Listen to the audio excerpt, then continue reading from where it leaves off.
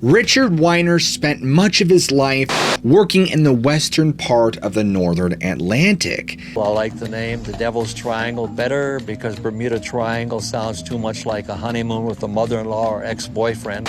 Now, over the years, he had several occupations, and working in this section of the ocean, the infamous Bermuda Triangle had afforded him the opportunity to see and experience many peculiar things. However, ladies and gentlemen, one of the most bizarre events would happen to him in 1969. Now, in his words, it was something that had me mystified for a number of years to come. That year, Richard was performing oceanographic work for General Electric. Now, his work had required him to dive 14 miles south of Bermuda, where he was to conduct underwater filming on buoys. For this task, Richard set off from the dock with fellow diver Pat Boatwright, who remained alongside him as a spotter while they dove beneath the waves. Now, the ocean was incredibly deep at this particular location, as deep as 4,000 feet. In his 1974 book, The Devil's Triangle, Richard recalls what happened that day in vivid detail. I had just finished filming the movement of an instrumentation buoy in rough seas. The last of my film had run through the camera when my safety diver, Pat Boatwright, grabbed me by the shoulder and pointed downward. It was late in the afternoon, and the rough seas were distorting the light that penetrated into the depths. What I saw was phenomenal. How deep it was, or its size, I couldn't tell. It might have been 100 feet beneath us, maybe 150 feet. Its size I could only guess at, maybe 100 feet across, possibly 75, but no less than 50 feet in diameter. It was perfectly round. Its color was a deep purple. It was moving slowly up toward us. At its outer perimeter, there was a form of pulsation, but there was no movement of water. As we started for the surface, it stopped its ascent. Then slowly, it began to descend into the blackening depths. Awe-stricken, we watched until it was no more. For a number of years, I was unable to determine what it was that Pat and I had seen. He theorized that it was a giant squid, but I found myself unable to agree with him. Most of the people that we mentioned it to said we'd been underwater too long that day. In fact, they almost convinced me that they were right. Richard puzzled over this interaction, which lasted for around 5 minutes for years. It wasn't until some time later that Richard stumbled upon what he thought was the most likely answer. He was half a world away from Bermuda, speaking with locals at the Majuro Pier in the Marshall Islands, when he saw something that sparked his memory. Richard wrote this: "All around the dock, from a depth of 2 feet up to the surface of the lagoon, was swarming with Medusa-shaped creatures, averaging about 6 inches in diameter. As I stood pondering what a painful death it would be were one to fall into the water among those venomous creatures, I suddenly realized that their movements were identical to that of the huge thing that I saw rise up from and return to the depths off Bermuda. Could we have seen a monstrous jellyfish? Who can really say what creatures the sea shelters?" Now, Richard Weiner isn't the only person, nor even the first, to claim an encounter with what they can only be described as a colossal jellyfish. I mean, could such creatures actually lurk beneath the surface of the ocean rarely seen? I mean, we already know that massive jellyfish do exist, if not at the dimensions reported by eyewitnesses like Richard Weiner. The largest officially recognized species of jellyfish is the lion's mane jellyfish, and their size is very dependent upon where they are found. In lower latitudes, their top portion, known as the bell, rarely exceeds 20 inches. But the farther north you go, however, they can reach a whopping 6 feet, 7 inches across. In fact, the largest specimen ever recorded measured 120 feet from the bell to the end of the tentacles. Now, each tentacle contains a deadly neurotoxin whose effects range from a simple rash to affecting respiration. Now, luckily, human beings rarely cross paths with lion's mane jellyfish, since, they dwell out in the open ocean and all, but because of this, spotting one is a rare treat. While the lion's mane jellyfish is certainly large, it is still smaller than what Richard Weiner saw off the coast of Bermuda. I mean, even if we take his most conservative estimate, he spotted a creature that was 50 feet across, making it nearly 8 times larger than the biggest lion's mane ever recorded. We know of other encounters around the time of Richard's sighting. 1 year before his experience in Bermuda, divers from a Chilean hydrographic expedition in the South Pacific supposedly saw something massive hovering in the water near an abyssal trench.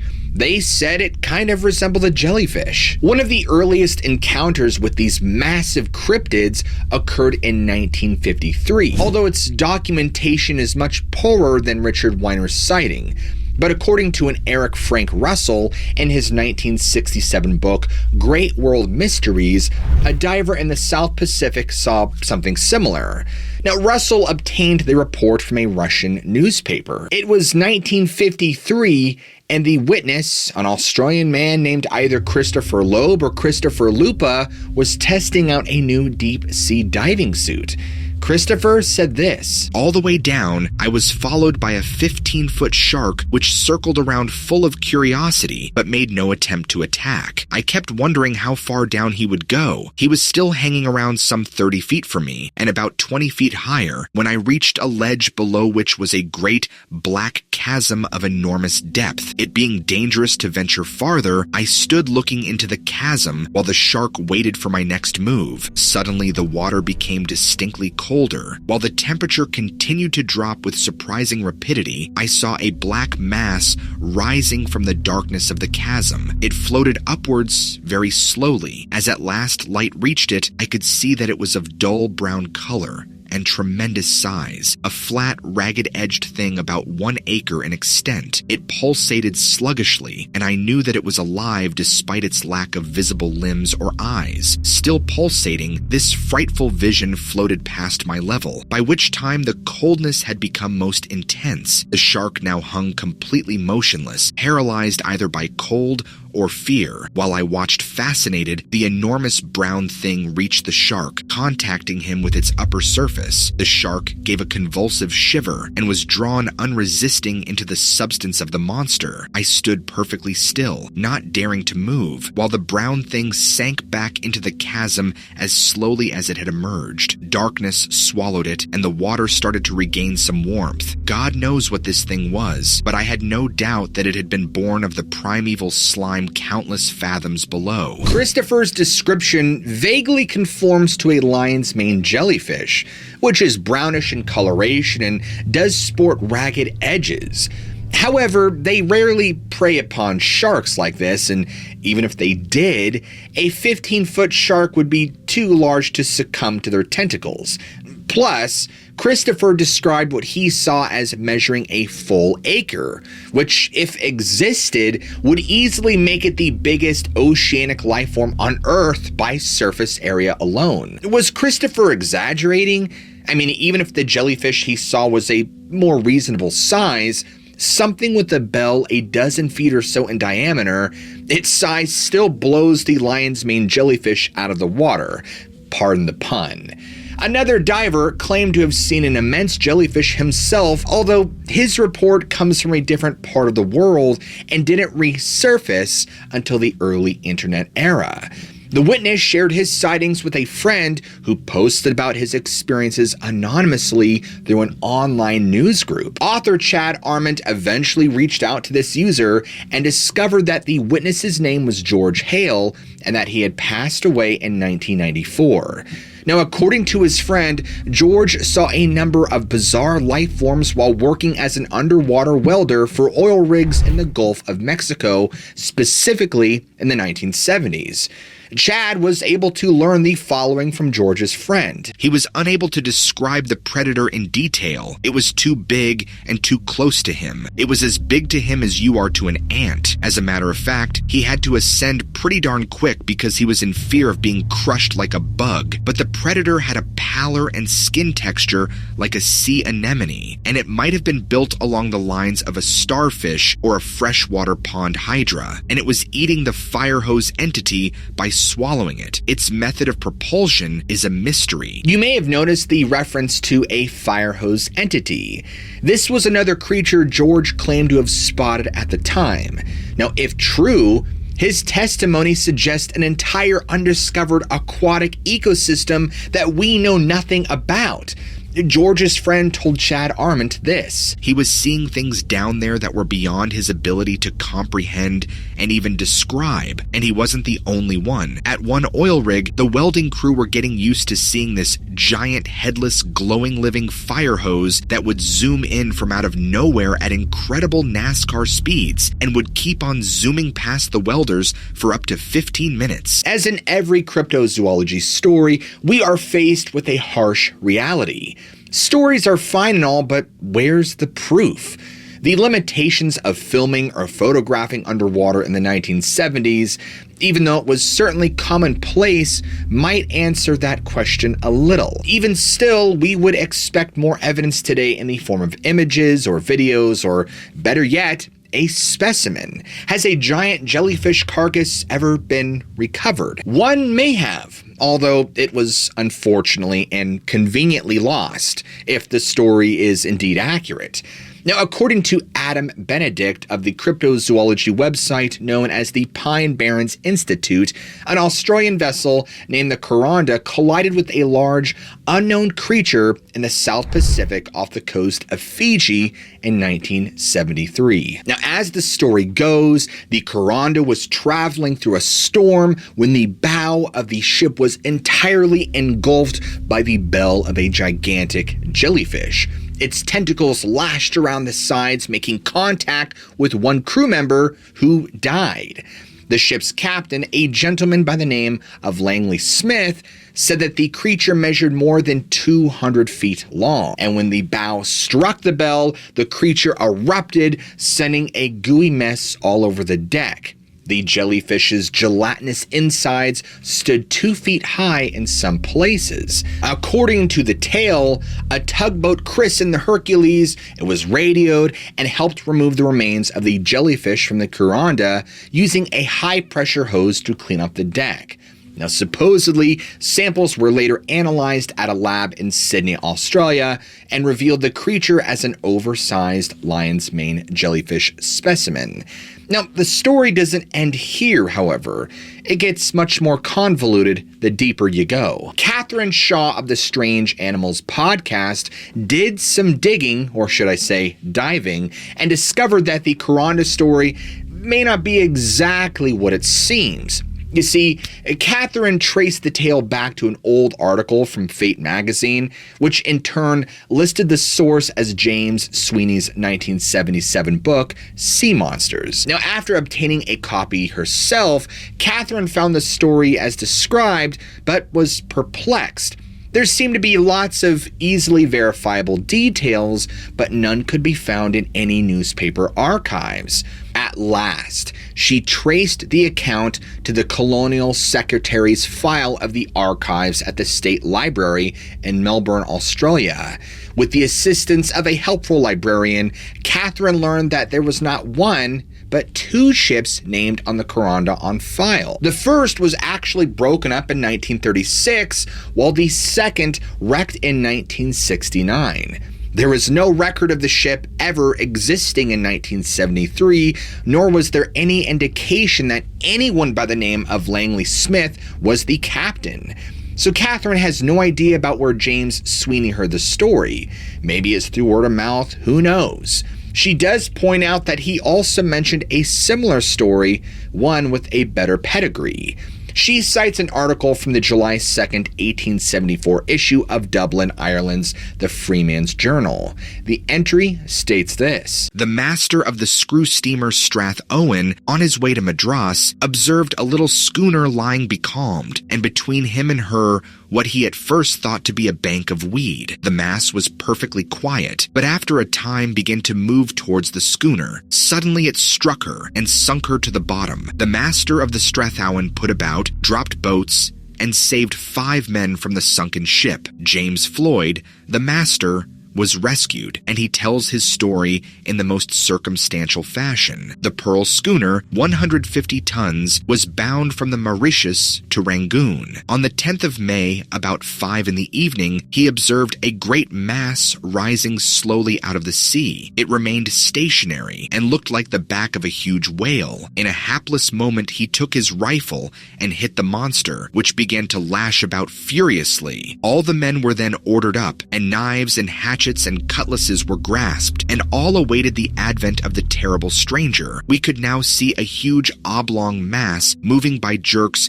just under the surface of the water, and an enormous train following. The oblong body was at least half the size of our vessel in length and just as thick. The wake or train might have been 100 feet long. In the time that I have taken to write this, the brute struck us, and the ship quivered under the thud. In another moment, monstrous arms like trees seized the vessel, and she heeled over. In another second, the monster was aboard. Squeezed in between the two masts, the brute, holding on by his arms, slipped his vast body overboard and pulled the vessel down with him on her beam ends. The general opinion amongst the sailors is that the big bank of seaweed was an octopus, but we dare say a little confirmation of the story would be welcomed by us all, whether naturalists or not. Now, before continuing, Catherine Shaw should be applauded for her diligent work on the topic. The level of research is very impressive. Unfortunately, the story of the sinking of the Pearl Schooner led to another series of dead ends.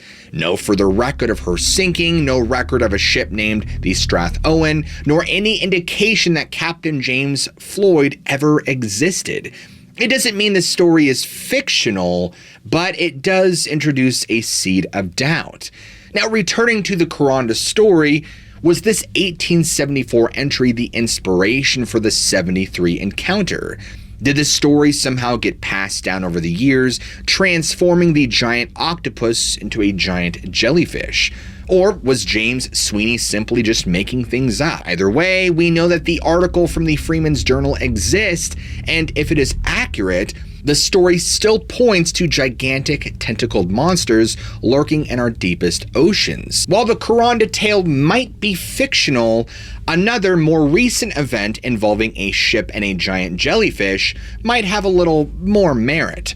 In his book, Real Monsters, Gruesome Critters, and Beast from the Dark Side, the late paranormal author Brad Steiger reported that a 10-ton fishing trawler capsized back in 2009. Steiger reported that on November 2nd, the Diasan Shinsu Maru sank off the eastern coast of Japan, the result of an encounter with a gigantic jellyfish. The crew was trying to haul their catch aboard when the weight in the net caused the ship to tip over and capsized. Everyone wound up in the sea, and, well, the ship sank. But as in the case of the Karonda, all is not as it seems with this story. It is true that a ship named the Diasan Shinso Maru was capsized in 2009. Yes, that is true, and it indeed met its fate at the hands, or tentacles rather, of jellyfish. But it wasn't a giant jellyfish. It was numerous giant jellyfish. Now, according to newspaper reports at the time of the incident, the net of the Diasan Shinsu Maru was filled with a massive amount of Nomura's jellyfish. This particular species, while not as lengthy as the lion's mane jellyfish, still possesses a bell of equal size and can even weigh up to 440 pounds each. Now, in recent years, the jellyfish population in the Sea of Japan has exploded. The reason for the population bloom is simply blamed on climate change. Many fishermen report pulling up far more jellyfish than usual, and this was what happened in the case of the Diasan Shinsu Maru. According to the Coast Guard, all 3 crew members were rescued after the vessel had capsized. However, folks, the crew of the Diasan Shinsu Maru is not alone. In just 2007, 15,500 reports of damage, all blamed on the Nomura's jellyfish, were recorded. Some suspect that the same conditions that have allowed jellyfish populations to bloom might also be affecting the size of individual specimens as well. I mean, it's possible, right? Could this be the root cause for encounters with jellyfish of colossal size? Whatever the case may be, sightings do continue. In fact, in 2005, an encounter in the water off Thailand allegedly caused someone's death. A French scuba diver by the name of Henri Astor told newspaper that he and his companion had spotted an immense, strange brown mass attacking a school of fish. The fish were instantly paralyzed and killed when they made contact with the creature's tentacles. Now, this bizarre sight had caused Henri's diving companion to take off in pursuit of the creature. He was supposedly never seen again. Another fatal encounter took place in Japan, where in 2009, the Daesan Shinsumaru incident occurred. Here, ladies and gentlemen, fishermen tell rumors of regularly catching jellyfish larger than human beings. On one occasion, a young Japanese man called the local police department in tears. He swore that while swimming with his family, they had seen a jellyfish the size of a vehicle. His entire family was captured and killed by the monster. Law enforcement officers, of course, didn't believe it, but because of his claim, they would actually jail the man for suspected murder. However, he was eventually released after successfully passing a polygraph test. With the possibility of such horrendous man-eating creatures in the ocean, you might be forgiven for wanting to stay on land, regardless of whether or not giant jellyfish are real. You might think that you're safer waiting on the beach when all your friends go rushing into the waves. But you'd be wrong, guys, because giant jellyfish aren't just seen in the ocean.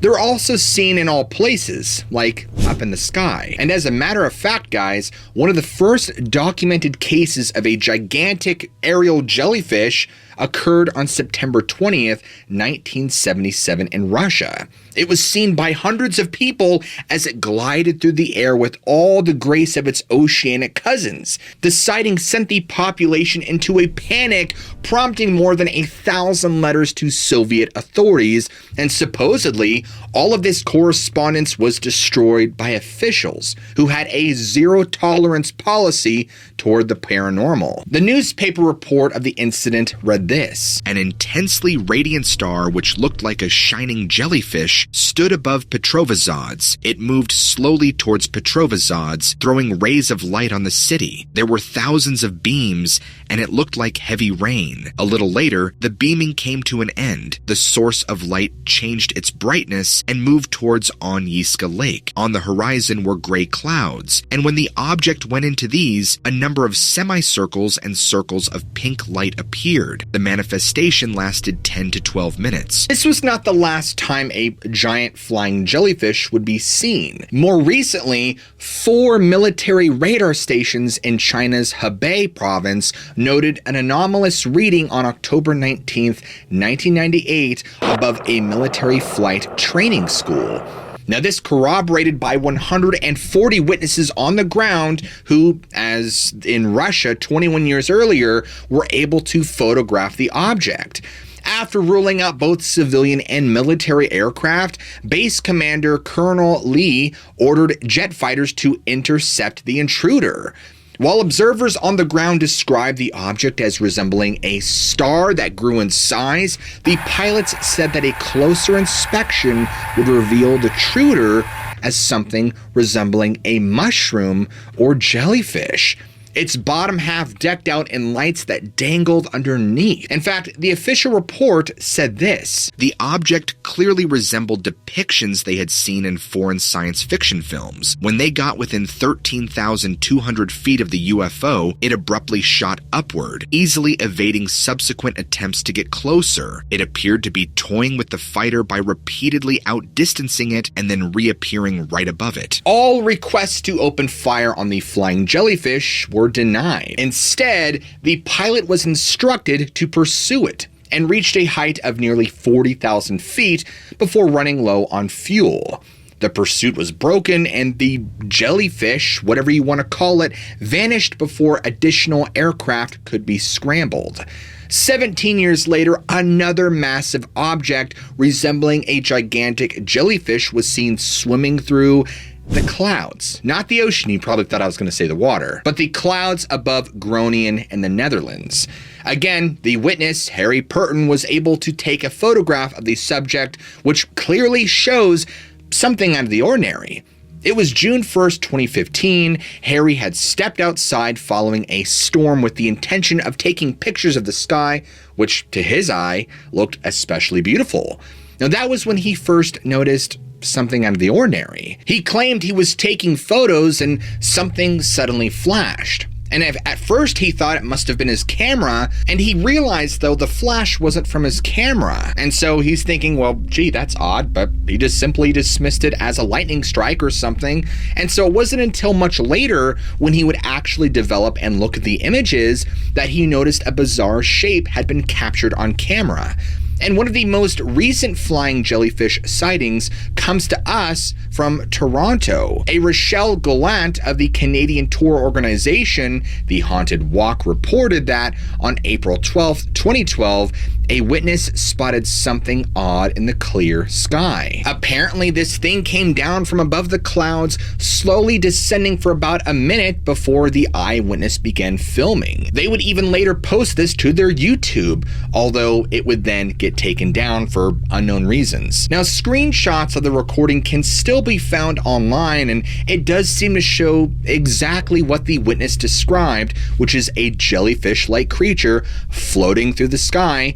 But while it doesn't seem very large, it appears in front of a skyscraper, giving us some sense of scale. Its existence, if proven genuine, would suggest that our atmosphere holds strange life forms we have yet to discover. Now, it's worth noting that the witness, while skeptical at first, kept noticing details they simply could not explain. And they asked whether or not what they were seeing was some sort of plastic bag, but this possibility doesn't make any sense. They even added that if simply a bit of airborne debris, how can the eyeballs and tentacles be explained? I mean, did it just simply land and hop away? Who knows? It is quite odd. Rochelle Gallant thinks that some giant flying jellyfish sightings can be explained by a natural phenomenon that occurs in the aftermath of a rocket launch. She wrote this: "A space jellyfish, also known sometimes as a jellyfish UFO or rocket jellyfish, is a phenomenon caused by sunlight reflecting off the gases that are emitted when a rocket launches during the early morning or evening twilight hours. This means that whoever is lucky enough to catch a glimpse of a UFO jelly is in darkness on the Earth, while the exhaust plumes that form the jellyfish are in direct sunlight. It's how the space jelly gets its distinct appearance. The twilight effect is the scientific name for this phenomenon. Space experts used it to explain why the SpaceX Falcon 9 launch on December 22nd, 2017 coincided with an abundance of UFO reports." However, Rochelle acknowledges some problems with the twilight effect explanation. It cannot account for the jellyfish seen in the sky above Toronto on April 12th, 2012. The apparition is simply too small and appears in between the witness and a building, not something one would expect from a rocket launch. It also occurred in broad daylight, whereas the name would imply the twilight effect tends to happen in the evening or the morning. Now, most interestingly, she was only able to find one rocket launch on the date in question, and that occurred, folks, in North Korea, very far away from Canada. Even if this was the answer for what was seen in Toronto, one damning fact remains: the Korean rocket launch failed. And so we are left, as always, with a conundrum. We know for a fact that the ocean holds jellyfish, some of which can grow quite large. I mean, it doesn't take too much imagination to conceive a colossal jellyfish dwelling somewhere beneath the waves, far from the eyes of human beings.